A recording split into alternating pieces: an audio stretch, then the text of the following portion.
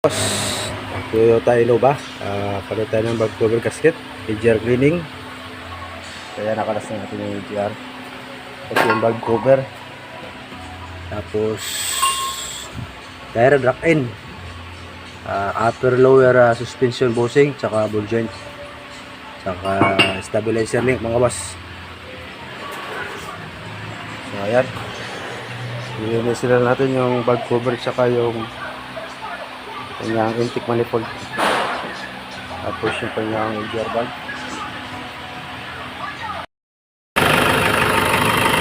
So ayan mga boss, tapos na yung ating EGR cleaning, palit ng ball joint, tapos valve cover gasket, tire rod tsaka rakin, suspension bushing. So ito yung kanyang pinagpalitan mga boss.